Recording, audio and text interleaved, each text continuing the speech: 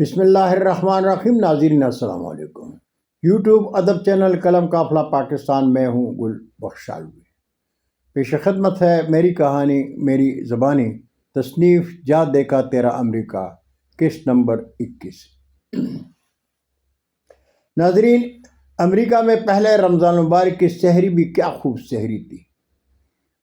Store سے ایک sandwich لیا، کافی مشین میں خالص دودھ کی چائے بنائی، کاؤنٹر میں کھڑے کھڑے سینڈوچ کھایا اور بہترین دودھ پتی کے گھونٹ بھرتے ہوئے سوچ رہا تھا رمضان المبارک کا لطف اپنوں کے ساتھ سحری اور افطاری کے اہتمام میں آتا ہے.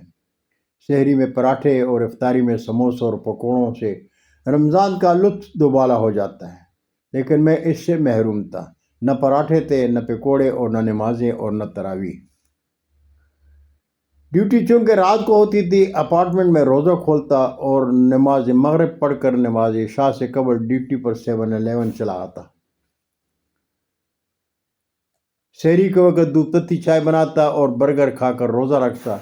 باجماعت نماز پڑھنے کے لیے قریب کوئی مسجد نہیں تھی. نماز جمعہ پڑھنے کے لیے گھر سے کوئی 40 کلومیٹر دور جامع مسجد جایا کرتا تھا. فجر کے وقت کافی پینے والوں کا رش ہوتا تھا، اس لیے شفٹ ہاف ہونے کے بعد فجر کی نماز ڈیرے پر آ کر پڑھ لیا کرتا تھا. پردیس میں پردیسی کی عید کس قدر پریشان ہوتی ہے تو کوئی پردیسی کے دل سے پوچھے. عید کے دن پردیس میں اپنوں کی یاد بڑی ستاتی ہے، لیکن مجبوریوں کی قید میں صبر کے سوا کوئی چارہ نہیں تھا. پردیس میں عید 2-4 دوستوں کی عید مبارک کہنے تک ہی محدود ہوتی ہے. دوست بھی وہ جو اپنوں کی یاد میں گم ہوتے ہیں، چہروں پر سے مسکراہٹ تک غائب ہوتی ہے. میری رات کو ڈپٹی ہوا کرتی تھی اور یہ بھی میری خوش قسمتی تھی، ورنہ زیادہ تر لوگ تو سرکار کی ڈیوٹی میں نماز عید تک پڑھنے سے محروم ہوتے ہیں. فیصل آباد کے امجد چودھری صاحب ہماری سرکار تھے. ان کی مرضی کے بغیر تو پتہ بھی دل کے گلشن میں نہیں ہل سکتا تھا. عید کی شب جب اپنوں کی یاد نے بہت ستایا تو ڈیوٹی کے دوران دل کی دھڑکن اشعار کی صورت میں باہر آئے.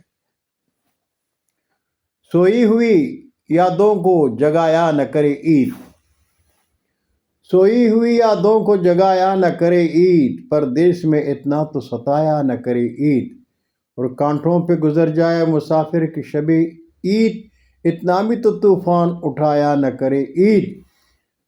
کس شان کی ہوتی ہے شب عید وطن میں، پردیس میں تو کاش کہ آیا نہ کرے عید، اور آنکھوں میں تبسم ہے نہ چہرے پہ مسرت، آنکھوں میں تبسم ہے نہ چہرے پہ مسرت، یادوں کی بجھی آگ جلایا نہ کرے عید، اور ملتے ہیں تصور میں گلے پیاروں سے اپنے، ملتے ہیں تصور میں گلے پیاروں سے اپنے، اس طور سے ہم کو تو ستایا نہ کرے عید، اور کر جاتی ہے ہر سال میرے غم میں اضافہ، اب اور دکھے دل کو دکھایا نہ کرے عید.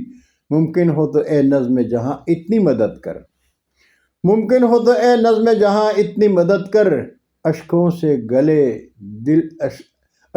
گلے گل کو لگایا نہ کرے عید. ناظرین، گوروں کا دیش تھا. کرسمس کے دن غیر مسلم ملازمین کی چھٹی ہوا کرتی تھی تو ہم مسلمان ان کی جگہ ڈبل شفٹ کر لیا کرتے تھے، لیکن عیسائی ہم مسلمانوں کی عید سے بے پرواہ ہوا کرتے تھے.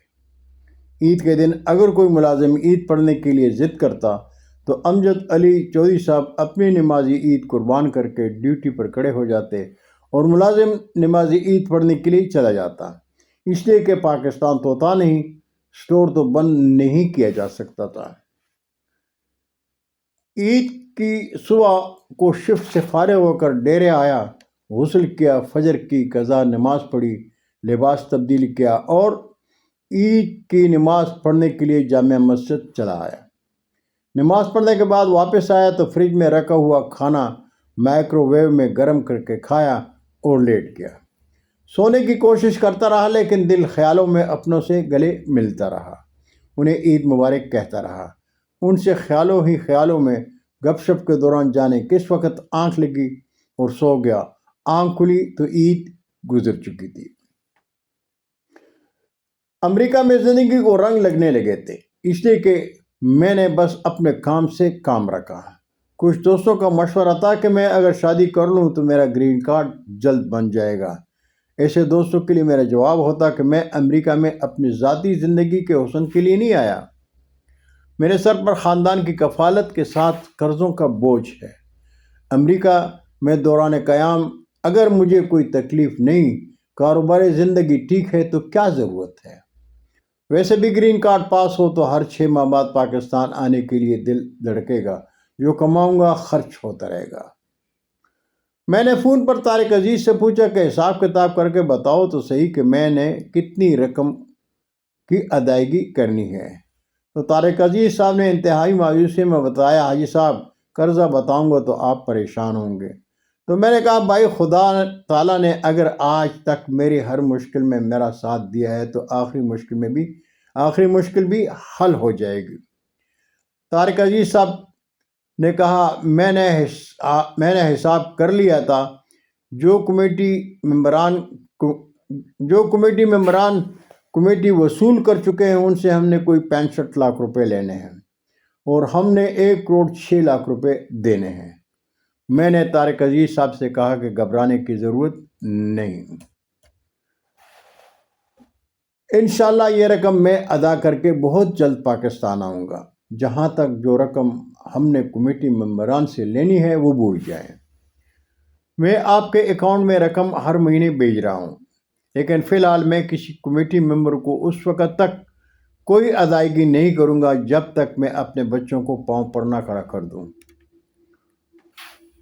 بس میری صحت اور تندرستی کے لیے دعا کریں، انشاءاللہ تمام مسائل حل ہو کر رہیں گے۔